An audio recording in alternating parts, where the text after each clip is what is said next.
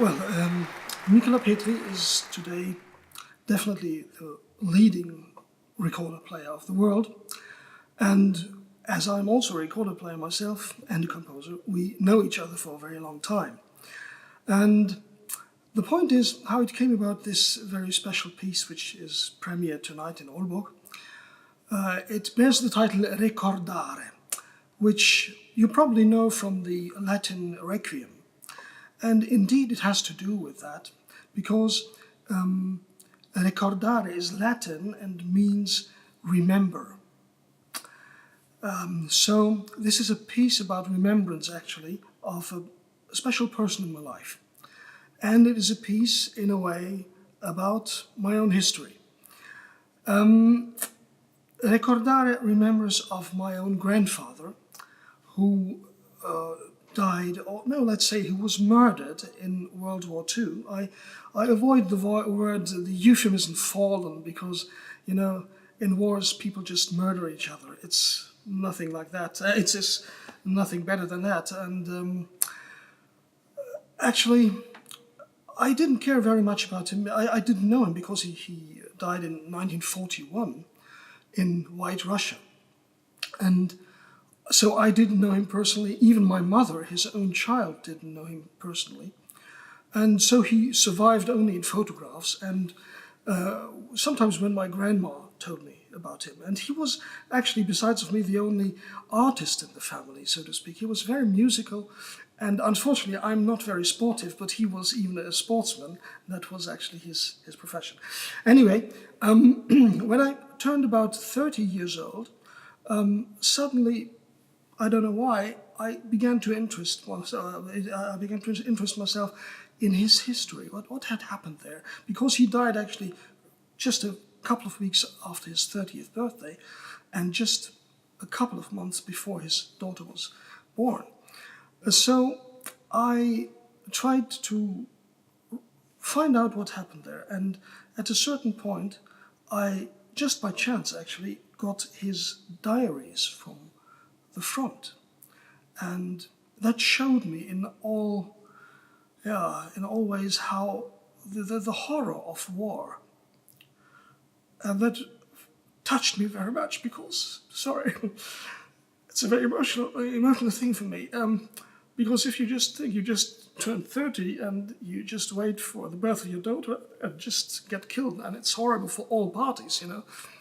Anyway, that touched me so much that I had to write something in my own language, so to speak.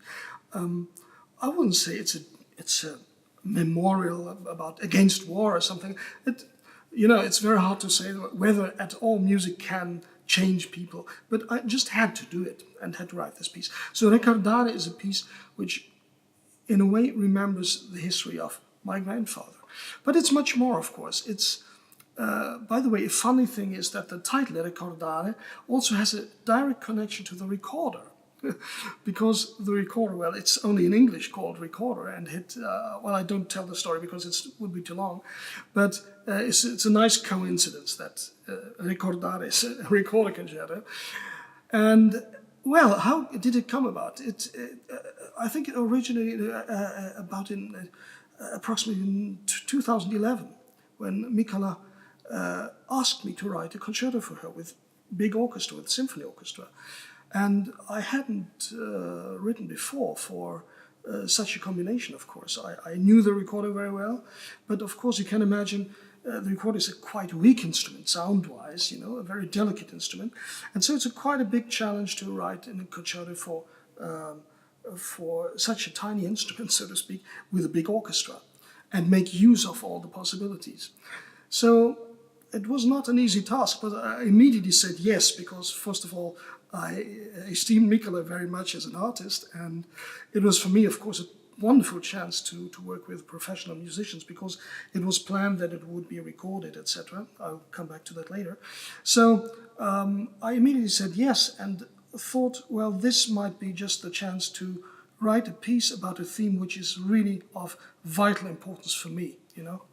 And so this is the small story behind. And finally, I wrote it, well, I finished the piece in 2015, And in the same year, we made the CD recording, actually, with Odense Symphony Orchestra, together with some other concertos, French and German recorded concertos. And this is actually a wonderful CD because it combines very different but very, very good pieces, actually, for recorded orchestra. What I tried in my piece, of course, is to... the recorder should always be audible for the audience without being amplified. There are some recorded concertos which use amplification, but also Michala said, well, if possible, we can do without amplification. I would prefer that, and I think we succeeded in that. So at times the orchestral texture is quite, what do you call it in English, even chamber music-like in a way. There's sometimes little duets of recorder and clarinets, recorder and percussion, recorder only with the strings, but also some very big dramatic moments, of course, where the recorder with the sopranino plays in the highest register. This is when you hear when you can actually hear the recorder with a big orchestra. But of course, I wanted to write all the time with the sopranino. That would be like a Chihuahua concerto, and I didn't want to do that. So Michala will change the instruments, of course. She plays an alto recorder, on a tenor recorder, and also on the sopranino. And that's... the good thing is we just had the general rehearsal and some rehearsals before, and we were very happy to see that the balance also worked out very well in reality, so to speak. In a recording studio, you can switch things and change things as you want, but here we did change some things very, very well, and now everything is audible, and this is a good thing. So I'm very much looking forward to the premiere tonight, and I already got from some people from the orchestra and from the radio some very nice words about the piece. I'm of course very self-critical all the time, but I'm happy that people at least get moved from it. So that was my main task, actually. And I want to say that I really wanted to give the recorder a substantial piece. Not this is something I have to add.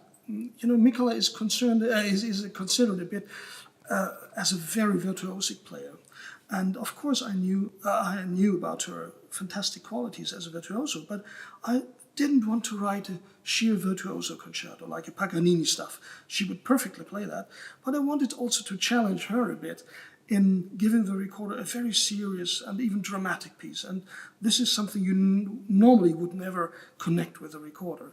Well, the recording took place, as I said, already in 2015, very shortly after I finished the piece. And that was with Odense Symphony Orchestra. And that was, for me, a big adventure, of course. Especially how to see how Michala is working, actually, with an orchestra and how it would work. And the orchestra was very, very good and very friendly. And even meeting me as a not very known composer abroad, as I would say, without any, they were very friendly and very cooperative and not at all arrogant. It was really a nice experience, and it was really interesting to see how Michala worked in recording session. She is extremely focused, and at a certain point, it was not with my piece but with another one. I saw what she can do. Actually, she has the facility to really be actually how would you say it in English? To live in the moment. It's incredible. At a certain point, we had a technical problem and only 2 hours left, and she had to do a very, very difficult piece. And normal people like me would say, "Sorry, I can't do it. It's impossible." But Michala didn't say anything, and she just did it, and after 2 hours we finished and everything was perfect. It's incredible. It was really an experience. And it's what I find interesting. If you see today, many recorder players are around who try to what is it, to do as if they were big virtuosos or making grand music and doing big movements, etc. If you see like Michala is playing, she's always on stage very focused, very calm, and some people even say that is without emotion, but it isn't at all. She even understood that after some time only, what the maybe her secret is. She really wants that the music flows through herself. She doesn't want to add much to. She just wants to be a like a channel for the composer's will, and. You know, if you just begin to dance, it's good for the audience maybe, but maybe not for the composition. And this I like very much in her playing now, and especially in my concerto, it's the perfect thing to do, not to do much, just to let the music be as it is. And this is my experience with her, and working with her is always a joy, because she's very fast in understanding what the composer's will is, I think, and of course her technical facilities are incredible, and the musical as well. So it was just a joy to work with her, and I was very happy that she immediately was very in love with the piece and still is. This is good for me, and I'm very happy that she is, because you never know. You know, you order a piece and you never know what will come out. It could have been something. I had the experience sometimes that I ordered a piece from an esteemed composer, and unfortunately the piece which came out was not so brilliant. So I'm very happy that she is happy with the piece. It could have been different. So yeah, and I'm very happy to be in Ålborg actually. I like Denmark a lot. I have been to Denmark many times, and people are very friendly actually, and I must say it's a bit a shame that in my own country, in Germany, nobody is interested in this piece. And in Denmark, there was the first performance and the recording, so it's nice for me, actually, and I love to be here. For me, it's actually a big chance and big luck that wonderful Elisabet Selin, it's the daughter of the famous Danish contemporary composer, Borup-Jørgensen, I hope I pronounce it correctly, that she made it possible actually to not only to commission that piece, but also to support the recording, etc. Without her help, it wouldn't have been at all actually this project. And this is something I really have to mention, because it's quite extraordinary what she did, and I think it's really, in a way, fulfilling her father's will of supporting young, well, not only young, but composers and also the instrument recorder. He wrote quite a lot of beautiful recorder music, and Elisabet herself was a recorder player, at a certain point a very good recorder player actually, and she was actually also a pupil of Michala. So they are very close, and it was just a big luck that she supported this important project.